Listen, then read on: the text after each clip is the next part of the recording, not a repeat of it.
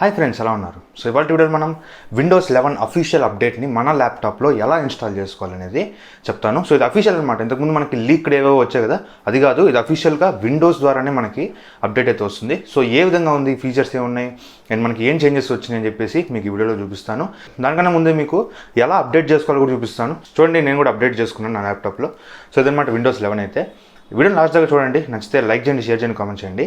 Channel subscribe చేసుకుని మాత్రం మర్చిపోకండి.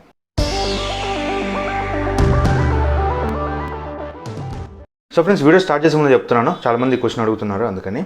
సో విండోస్ 10 నుంచి విండోస్ 11కి అప్గ్రేడ్ అయితే మన స్టోరేజ్ అంతా, మన డేటా ఏదైతే ఉందో అదంతా పోతుందా అంటే ఒక్క ఫైల్ కూడా మీకు లాస్ అనేది ఉండదు. ఎలా ఉందో అదే విధంగా మీకు చేంజ్ అవుతుంది. లైక్ మీరు ఆండ్రాయిడ్ అప్డేట్స్ ఉన్నాయి, మీరు ఆండ్రాయిడ్ 9 నుంచి ఆండ్రాయిడ్ 10కి అప్డేట్ అవుతున్నారు అనుకోండి, ఏమన్నా పోతాయా? ఏం పోవు కదా. అలాగే ఇది కూడా విండోస్ 10 నుంచి 11కి అప్డేట్ అవుతున్నారు, అంతే, అంతకుమించి ఏం లేదు.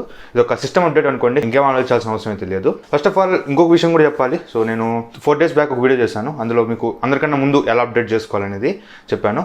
సో అందులో మీకు చాలామందికి పీసీ హెల్త్ చెక్ అనేది కమింగ్ సూన్ అని చూపిస్తుంది. యాక్చువల్గా అది అందరికి అలాగే చూపిస్తుంది ఇప్పుడు.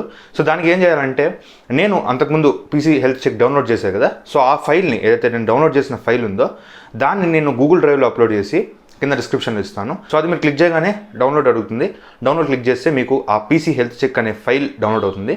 అది ఇన్స్టాల్ చేసుకున్న తర్వాత మీకు అక్కడ విండోస్ 11 చెక్ అని అడుగుతుంది. అది క్లిక్ చేస్తే మీకు అక్కడ క్లియర్ కనిపిస్తుంది అనమాట. This PC can run Windows 11 అని చూపిస్తుంది. లేదనుకుంటే this PC cannot run Windows 11 అని చూపిస్తుంది. కెనాట్ రన్ అని చెప్తే మనం ఏం చేయలేం, వదిలేసేయాలి. కెన్ రన్ అని చెప్తే మాత్రం మీరు ఈ విండోస్ 11 అయితే అప్డేట్ చేసుకోవచ్చు.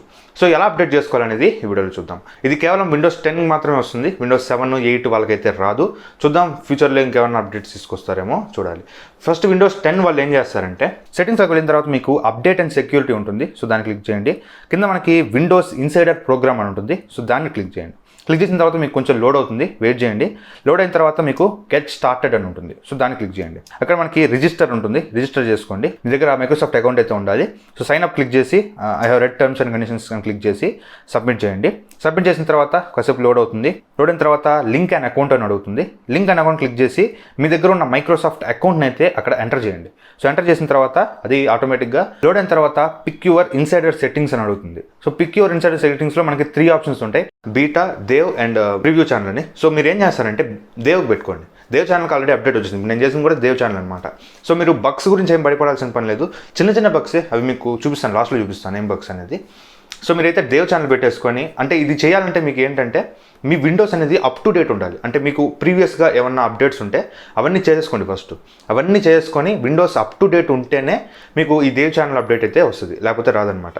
సో మీ దగ్గర ప్రీవియస్గా ఏదైనా అప్డేట్స్ ఉంటే అవన్నీ కంప్లీట్ చేసుకోండి. కంప్లీట్ చేసుకున్న తర్వాత మీరు దేవ్ ఛానల్ సెలెక్ట్ చేసుకొని బ్యాక్ వచ్చేయండి. ఓకే, సో బ్యాక్ వచ్చేసిన తర్వాత మళ్ళీ మీరు చెక్ ఫర్ అప్డేట్స్ అని కొట్టారంటే మీకు అక్కడ వచ్చేస్తుంది అనమాట, విండోస్ 11 ఇన్సైడర్ ప్రోగ్రామ్ అని చెప్పి అప్డేట్ వస్తుంది. సో అది అప్డేట్ ఏదో మేబీ ఒక 5 to 6 GB ఎంతో ఉంటుంది. సో నాకైతే ఐడియా లేదు. సో దాన్ని క్లిక్ చేసి డౌన్లోడ్ చేసుకోండి. నాకైతే నియర్లీ 1.5 hour ఏమో టైం పట్టింది. సో మీ నెట్ స్పీడ్ బట్టి మీకు టైం అయితే పడుతుంది. వెయిట్ చేసిన దాన్ని పక్కన పెట్టేసండి, ఇంకా మీరు టచ్ చేయొద్దు. అంతా చాలా డౌన్లోడ్ అవుతాయి. అన్ని డౌన్లోడ్ అయిపోయిన తర్వాత మిమ్మల్ని రీస్టార్ట్ అడుగుద్ది. ఓకే, సో రీస్టార్ట్ నౌ కానీ రీస్టార్ట్ లేటర్ కానీ ఆప్షన్స్ ఉంటాయి.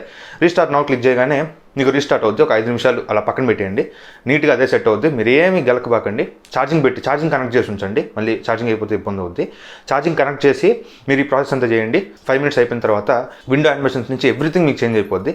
చేంజ్ అయిపోయిన తర్వాత మీకు కంప్లీట్ ఈ విధంగా విండోస్ 11 అప్డేట్ అయితే వచ్చేస్తుంది. సో ఈ విండోస్ 11లో మనకి ఏం ఫీచర్స్ ఉన్నాయనేది ఇప్పుడు ఒకసారి చూద్దాం. జస్ట్గా ఒక రఫ్గా చూపిస్తాను. సో ఫస్ట్ ఆఫ్ ఆల్ మనం ఓపెన్ చేయగానే మనం చూసే ఫీచర్ ఏంటంటే ఎడ్జెస్ అన్ని కూడా కర్వ్ అయిపోతాయి. లాస్ట్ టైం మనం చూస్తే బాక్స్ షేప్లో ఉంటాయి కదా, ఇప్పుడు ఎడ్జెస్ అన్ని కర్వ్ అయిపోయినాయి. చాలా బాగుంది స్టైలిష్గా చూడడానికి. అండ్ అదేవిధంగా మనకి ఓపెన్ అండ్ క్లోజ్ యానిమేషన్ చూడొచ్చు. ఇట్లా కిందకి ఇట్లా వీ షేప్లో వచ్చి పైకి వెళ్తుంది. సో ఈ యానిమేషన్ కొంచెం బెటర్గా ఉంది మనం విండోస్ 10తో కంపేర్ చేస్తే. ఇది కొంచెం చూడడానికి బాగుందన్నమాట. అండ్ అదేవిధంగా మనకి మల్టీ టాస్కింగ్ ఆప్షన్ అయితే ఇచ్చారు. సో పైన మినిమైజ్ ఆప్షన్ పక్కన బాక్స్ షేప్ ఉంటుంది కదా, దాని మీద మీరు యారో మార్క్ తీసుకెళ్ళగానే అక్కడ మీకు 4 ఆప్షన్స్ చూపిస్తుంది. Dual window, triple window and 4 Windows, 4 options చూపిస్తుంది. మాక్సిమం మీరు 4 టాస్క్స్ అయితే చేసుకోవచ్చు. ఈ స్ప్లిట్ స్క్రీన్ లాగా అనుకోండి. స్ప్లిట్ స్క్రీన్లో మీరు ఒక 4 టాస్క్లు అయితే చేసుకోవచ్చు. ఒక దానిలో వీడియో చూస్తూ, ఒక దానిలో యూట్యూబ్ పెట్టుకొని, ఒక దానిలో సెట్టింగ్స్, అట్లా మీ ఇష్టం ఏదైనా ఒక 4 టాస్క్స్ అయితే మీరు చేసుకోవచ్చు. అండ్ తర్వాత మనకి ఇది అప్డేట్ చేసిన తర్వాత రీఫ్రెష్ బటన్ గురించి చాలా మంది అడుగుతున్నారు. సో రీఫ్రెష్ బటన్ ఏం లేదు, మనం రైట్ క్లిక్ ఇవ్వగానే అక్కడ కొన్ని ఆప్షన్స్ వస్తాయి. కింద షో మోర్ ఆప్షన్స్ కనిపిస్తుంది. దాన్ని క్లిక్ చేస్తే మనకి ఇది వరకు లాగా అన్ని ఆప్షన్స్ కూడా కనిపిస్తాయి. అక్కడే రీఫ్రెష్ బటన్ కూడా ఉంటుంది. అండ్ అదేవిధంగా రైట్ క్లిక్ ఇచ్చినప్పుడు మనకి అక్కడ ఆప్షన్స్ కూడా చేంజ్ అయిపోయింది. చూడొచ్చు ఇక్కడ మీరు వ్యూ కానీ, సార్ట్ బై కానీ న్యూ ఐటమ్ కానీ అన్నీ కొంచెం కొత్తగా స్టైలిష్గా డిజైన్ చేశారు. ఇవన్నీ ప్రీవియస్లో ఉన్న ఆప్షన్సే, కాకపోతే కొంచెం స్టైలిష్గా వీళ్ళు అప్గ్రేడ్ చేశారు. అండ్ తర్వాత మనం మై కంప్యూటర్లోకి వెళ్ళి చూస్తే మనం చాలా కొత్తగా అనిపిస్తుంది అనమాట. మొత్తం కూడా ఐకాన్స్ చేంజ్ అయిపోయినాయి. చాలా బాగున్నాయి ఐకాన్స్ అయితే మనం ప్రీవియస్ జనరేషన్తో కంపేర్ చేస్తే. ఈ ఐకాన్స్ అయితే చూడడానికి బాగున్నాయి, కలర్స్గా ఇచ్చారు. నాకైతే చాలా బాగా నచ్చింది. అండ్ ముఖ్యంగా మనం మాట్లాడుకోవాల్సింది విండోస్ గురించి. సో ఆ విండోస్ సింబల్ మనకి ఆ టాస్క్ బార్ అంతా కూడా మిడిల్లోకి వచ్చేసింది అనమాట. సో మిడిల్లోకి వచ్చేయడం వల్ల మనకి చూడడానికి చాలా అందంగా కనిపిస్తుంది. అండ్ కొంతమందికి ఇది నచ్చకపోవచ్చు. నచ్చని వాళ్ళు ఏం చేస్తారంటే ఆ టాస్క్ బార్ మీద రైట్ క్లిక్ ఇచ్చి టాస్క్ బార్ సెట్టింగ్స్లోకి వెళ్ళి అక్కడ మీకు కిందకి స్క్రోల్ చేసుకుంటే అక్కడ మీకు ఒక ఆప్షన్ ఉంటుంది, టాస్క్ బార్ పొజిషన్ అని చెప్పి లెఫ్ట్ ఆర్ మిడిల్ అని ఉంటుంది. సో లెఫ్ట్ క్లిక్ చేసుకుంటే మీకు అది ఇంతకుముందు ఎలా ఉంటుందో అట్లా లెఫ్ట్ సైడ్కి వచ్చేస్తుంది అనమాట. సో అది నాకు అంత నచ్చలేదు. అంటే కొత్తగా మనకి విండోస్ 11 అంటేనే మనకి ఇదే స్టైల్ అనమాట. సో అందువల్ల మనం ఇది వాడితేనే బాగుంటుంది. మనం మళ్ళీ పక్కకు పెట్టేసుకుంటే పెద్ద తేడా ఉండదు అనమాట. సో నేనైతే ఇది రికమెండ్ చేస్తాను. మీకు నచ్చకపోతే మాత్రం మీరు అదైతే పెట్టుకోవచ్చు. అండ్ ఇక్కడ విండోస్ సింబల్ క్లిక్ చేస్తే మనకి పిన్ అని చెప్పి కొన్ని యాప్స్ అయితే కనిపిస్తాయి. అండ్ కింద మనకి రికమెండెడ్లో రీసెంట్ ఓపెన్ యాప్స్ అన్ని కనిపిస్తాయి. మనకి ప్రీవియస్ జనరేషన్లో ఉన్నాయి కానీ ఇక్కడ కొంచెం కస్టమైజ్ చేశారు. అండ్ సెట్టింగ్స్లోకి వెళ్తే ఇక్కడ మనం చాలా చేంజెస్ అయితే చూడొచ్చు. సెట్టింగ్స్ మొత్తం మనకి మారిపోయినాయి. మనం ఒక మొబైల్ ఓపెన్ చేసి సెట్టింగ్స్ చూస్తే ఎలా ఉంటుందో అలా మారిపోయింది అనమాట. మన కిందకి వెళ్తే మనకి అబౌట్ ఫోన్ లాగా అబౌట్ ల్యాప్టాప్ అని ఉంది. అండ్ అబౌట్ పైన మనకి క్లిప్ బోర్డ్ అని ఒక ఆప్షన్ ఉంటుంది. ఇది కూడా కొత్తగా తీసుకొచ్చారు. సో ఈ క్లిప్ బోర్డ్ క్లిక్ చేస్తే మనకి మనం ఏదైనా టెక్స్ట్ కాపీ చేసుకుంటాం కదా. సో ఆ టెక్స్ట్ కాపీ చేసినప్పుడు ఇక్కడ మనం విండోస్ +V అనే సింబల్ క్లిక్ చేస్తే మనకి ఆ క్లిప్ బోర్డ్ అయితే ఓపెన్ అవుతుంది.